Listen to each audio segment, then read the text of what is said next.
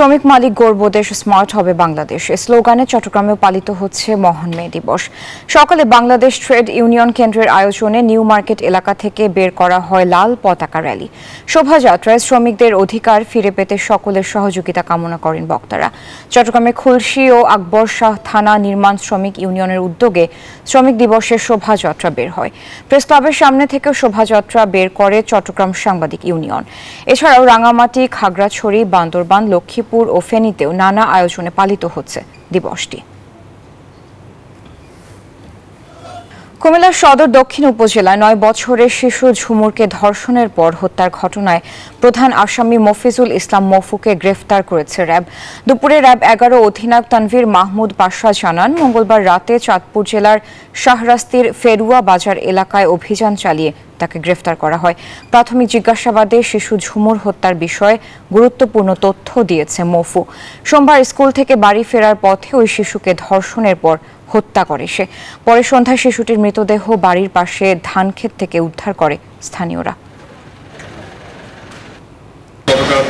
রাত আনুমানিক 11টায় আমরা চাঁদপুরের শাহরাস্তি থানা এলাকা থেকে আমরা অপরাধী অভিযুক্ত ধর্ষণ এবং হত্যাকাণ্ডের ঘটনায় মফিজুল ইসলাম প্রকাশ মফিকে আমরা গ্রেফতার করতে সক্ষম হই। উপাচার্য এবং শিক্ষক সমিতির দ্বন্দ্বে অনির্দিষ্টকালের জন্য কুমিল্লা বিশ্ববিদ্যালয় ও আবাসিক হলসমূহ বন্ধের সিদ্ধান্ত নিয়েছে প্রশাসন। তবে এই সিদ্ধান্ত মানতে নারাজ সাধারণ শিক্ষার্থীরা। হল ছাড়তে চান না, তারা চান ক্লাসে ফিরতে। এবার আন্দোলনে কুমিল্লা বিশ্ববিদ্যালয়ের শিক্ষার্থীরা। ক্যাম্পাস বন্ধের সিদ্ধান্ত প্রত্যাহারের দাবি তাদের। উপাচার্য এবং শিক্ষক সমিতির দ্বন্দ্বের জেরে মঙ্গলবার 93তম জরুরি সিন্ডিকেট সভায় বিশ্ববিদ্যালয় অনির্দিষ্টকালের জন্য বন্ধ ঘোষণা করে প্রশাসন। নির্দেশ দেওয়া হয় শিক্ষার্থীদের হল ছাড়ার। এর প্রতিবাদ জানিয়েই মানববন্ধন ও বিক্ষোভ মিছিল করেছেন শিক্ষার্থীরা। তারা আমাদেরকে নিরাপত্তা দিতে পারছে না, সেটা স্বীকার না করে তারা উল্টো আমাদের বিরুদ্ধে অপবাদ এবং আমাদেরকে এক প্রকার অপমান হেনস্থাই করে আমাদেরকে হলছাড়া করছে। আমি শিক্ষকদের একান্ত দাবি জানাবো যে আপনারা প্লিজ নিজেদের মধ্যে সমঝোতা করে আমাদের বিশ্ববিদ্যালয় কার্যক্রমকে শুরু করেন। আমরা কিন্তু সেশন জোটে পড়ে যাব। আমরা চাচ্ছি যে একটা ছাত্রদের মধ্যে যেগুলো ঝামেলা হয়েছে এগুলো মিটমাট করে এমনভাবে করবো যাতে সাধারণ শিক্ষার্থীদের কোনো ক্ষতি না হয়। শিক্ষার্থীদের দাবির সাথে একমত শিক্ষকরাও। বলছেন ক্যাম্পাস বন্ধের পেছনে উপাচার্যের অসৎ উদ্দেশ্য রয়েছে। আমি মনে করি তারা যৌক্তিক অবস্থান থেকে মানববন্ধনটা করেছে, কারণ বিশ্ববিদ্যালয়ের হলগুলোতে এমন কোনো ঘটনা ঘটেনি যার কারণে হলগুলো বন্ধ করার ঘোষণা করেছে। সাধারণ শিক্ষক হিসেবেও মনে করি যে ছাত্রছাত্রীরা হলে অবস্থান করবে এবং তাদের দাবির যৌক্তিক দাবির সাথে আমরাও একাত্মতা পোষণ করছি। তবে বিশ্ববিদ্যালয় প্রশাসন বলছে সংকট নিরসনে শিক্ষক নেতাদের সাথে বৈঠকে বসবে তারা।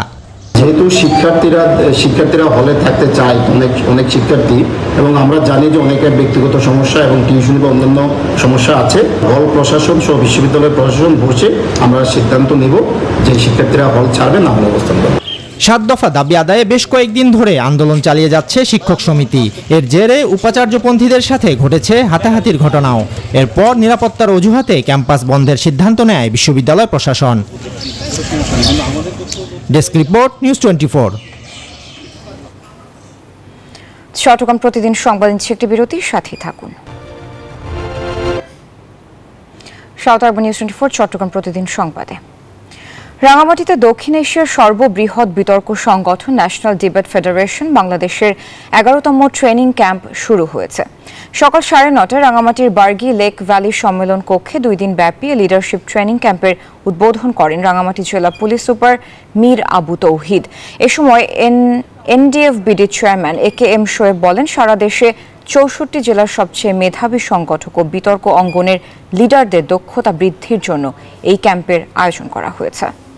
তো এই জায়গাটাতে আমাদের নিজেদের স্কিল ডেভেলপমেন্ট থেকে শুরু করে, তারপরে দেশপ্রেম থেকে শুরু করে এবং নিজেদের ক্যারিয়ার বিল্ড আপ থেকে শুরু করে এবং 2 বছর ব্যাপী যে বিভিন্ন কার্যক্রমের বিতর্ক শিল্পের যে কার্যক্রমের যে ক্যালেন্ডার তৈরি করবে এবং ক্যালেন্ডার তৈরির মধ্য দিয়ে আগামী বাংলাদেশের নেতৃত্ব তৈরি করার ক্ষেত্রে ন্যাশনাল ডিবেট ফেডারেশন বাংলাদেশের আজকের যে ট্রেনিং, সেই ট্রেনিংটা আগামীতে কাজে লাগবে।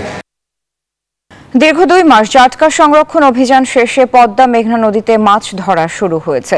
মাছ ধরার জন্য নিবন্ধিত জেলেরা নৌকা এবং জাল মেরামত করে এখন নদীতে। অভয়াশ্রম শেষে নদীতে নামলেও কাঙ্ক্ষিত ইলিশ পাচ্ছে না বলে জানিয়েছেন তারা। বলছেন নদীতে পানি কম ও মৌসুম না হওয়ায় নদীতে ইলিশ পাওয়া যাচ্ছে না।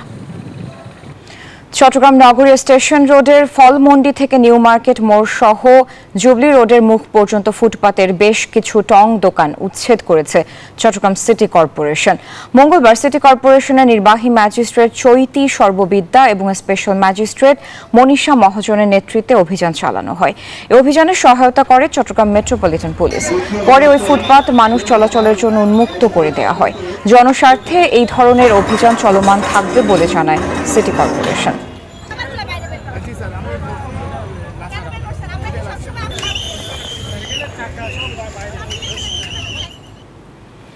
চট্টগ্রাম প্রতিদিন সংবাদের পর্যায়ে নিচ্ছে আরেকটি বিরতি, সাথেই থাকুন। স্বাগত নিউজ 24 চট্টগ্রাম প্রতিদিন সংবাদে। দর্শকের আগে যেমনটি জানিয়েছিলাম 2 মাসের নিষেধাজ্ঞা শেষে আজ থেকে আবারও শুরু হচ্ছে ইলিশ ধরা। সংশ্লিষ্টদের মতে এবারের অভিযানের ফলে ইলিশের উৎপাদন বাড়বে। এ বিষয়ে আরো বিস্তারিত জানাতে লক্ষ্মীপুর থেকে যুক্ত হচ্ছে আমাদের সহকর্মী সাইদুল ইসলাম পাভেল। পাভেল, আজ তো ইলিশ আহরণ শুরু হচ্ছে, তো জেলেদের প্রস্তুতি সম্পর্কে আমাদের জানাবেন।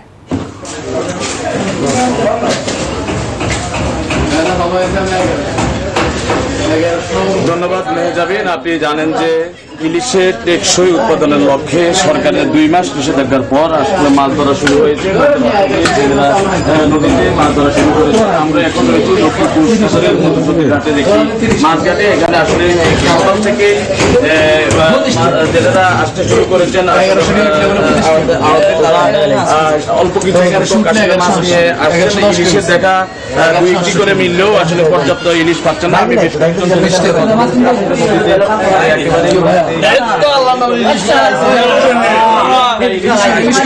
আসলে তার দাম অনেক বেশি। আসলে সাধারণ ক্রেতারা আসলে এই চড়া দামে ইলিশ কিনতে পারছে না। অনেক ক্রেতাদের সঙ্গে কথা হয়েছে। এখানে যে আড়তদার রয়েছে, আমরা আড়তদারের সঙ্গে কথা বলেছি। আসলে এখানে জেলেরা তাদের যে কাঙ্ক্ষিত ইলিশ, সেই কাঙ্ক্ষিত ইলিশ পাচ্ছেন না বলে আমাকে জানিয়েছেন। এই ছিল লক্ষ্মীপুর থেকে আমার কাছ থেকে ইলিশ ধরা নিয়ে সর্বশেষ। খাগড়াছড়ির পানছড়িতে বৃষ্টি প্রার্থনা করে সালাতুল ইস্তিসকার নামাজ আদায় করে মুসল্লিরা। সকালে পানছড়ি ইসলামিয়া সিনিয়র মাদ্রাসা মাঠে নামাজ ও দোয়া প্রার্থনা করা হয়। এতে অংশ নেয় বিপুল সংখ্যক মুসল্লি। নামাজি ইমামের দায়িত্ব পালন করেন পানছড়ি বাজার জামে মসজিদের পেশ ইমাম মাওলানা মোহাম্মদ দলিলুর রহমান। নামাজ শেষে আল্লাহর নিকট নিজেদের পাপ মুক্তি এবং রহমতের বৃষ্টির জন্য প্রার্থনা করেন মুসল্লিরা।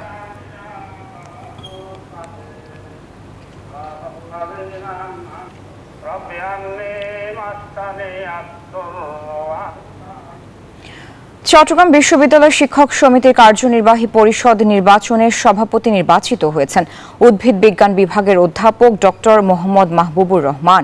সাধারণ সম্পাদক পদে নির্বাচিত হয়েছেন আইন বিভাগের অধ্যাপক ABM আবু নোমান। মঙ্গলবার বিশ্ববিদ্যালয় সমাজ বিজ্ঞান অনুষদ মিলনায়তনে সকাল 9টা থেকে ভোট গ্রহণ শুরু হয়ে চলে 1:30টা পর্যন্ত। ভোট গণনা শেষে রাত 10টায় নির্বাচন কমিশনার ফলাফল ঘোষণা করেন। 929 ভোটারের মধ্যে ভোট দিয়েছেন 782 জন। এবার শিক্ষক সমিতি নির্বাচনে অংশ নেয়নি বিএনপি জামাতপন্থী সাদা দলের প্রার্থীরা।